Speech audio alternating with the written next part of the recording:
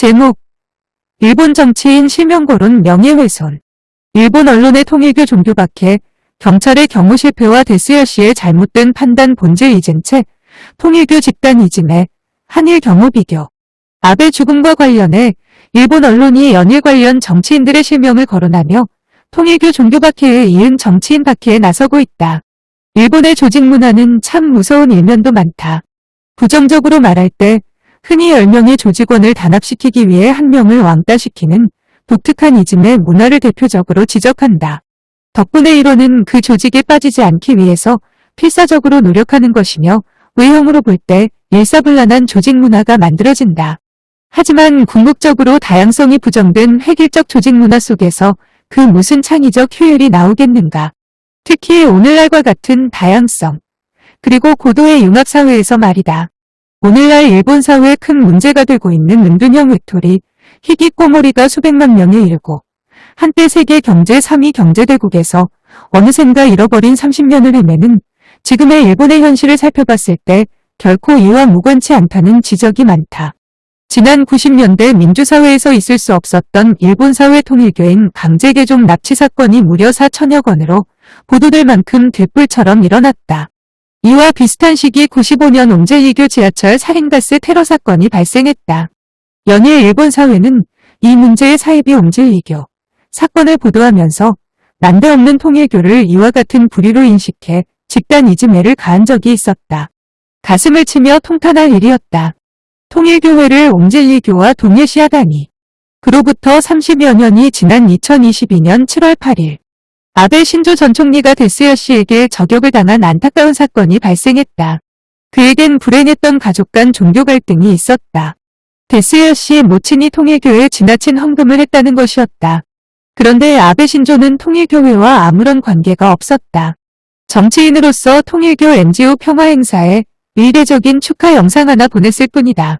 이는 통일교와 연결시킨 데스여 씨의 오판일 뿐이다. 그래서 한편으론 오늘날 일본 사회에서 문제시되고 있는 히키코모리, 은둔형 외톨이를 의심하는 이유다. 지난 2019년 히키코모리인 44살 아들로부터 폭력 등 위협에 시달리다 아들을 살해해 체포된 전직 농림성 차관의 사례처럼 말이다. 한편 근본 사건을 통해 일본 언론이 통일교와 일본 정치인들과의 관계를 명예훼손에 해당되는 실명까지 거론하면서 연일 대서특필하고 있다는 소식이다. 주로 공산당 출신 아리타 요시오 저널리스트, 그리고 90년대 강제납치 개종운동을 적극 후원했던 야마구치 변호사 등이 중심이 되어 활발한 통일교 왕따 운동에 나서고 있다고 한다. 통일교 관련 행사에 나가거나 축사, 기공을 보내는 등 관련을 맺은 적이 있는 현역 의원은 112명에 달했다. 스즈키의 에이트 저널리스트 니칸 겐다이 2022년 7월 17일 정치인 112명이 통일교인인 줄 알았다? 그런데 무려 112명이라는 통일교와 관계 맺은 정치인의 연관성이라는 게 참으로 우습다. 통일교 NGO 평화운동 직접 참석 또는 축전 또는 그리고 한일해저 터널 등 정책 반영을 위한 선거 지원 등 극히 유권자로서 일상적인 정치 참여를 마치 범죄인 양 보도하고 있는 것이다. 말도 안 된다. 통일교가 일본 정치인들에게 지난 90년대 문제되어 2009년 준수선언으로 거의 자취를 감춘 영감상법으로 강매라도 했다는 말인가. 아니면 뇌물 등 그 어떤 비열한 방법으로 부정청탁을 넣거나 또한 일본 형법에 어긋한 범법행위라도 저질렀다는 말인가. 일본 통일교의 정치인들과 관계는 너무도 합리적이고 정의로웠다.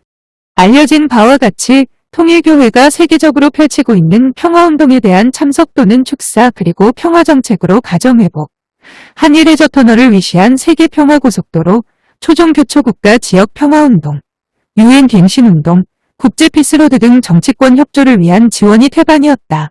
결국 근본 일본 언론의 행태는 문제의 본질인 일본 경찰의 허술한 경비, 그리고 데스여 씨의 잘못된 판단에는 철저히 외면하고 그 책임을 통일교로 전가하는 집단 이즘해의 한 전형임을 의심케 한다. 때문에 데스여 씨의 정신감정, 그리고 혹여이를 부추긴 배우 등에 대한 철저가 조사가 이루어져야 한다는 지적이 나오고 있다. 물론 일본 통일교회의 정치인과의 관계는 아무런 문제가 없다.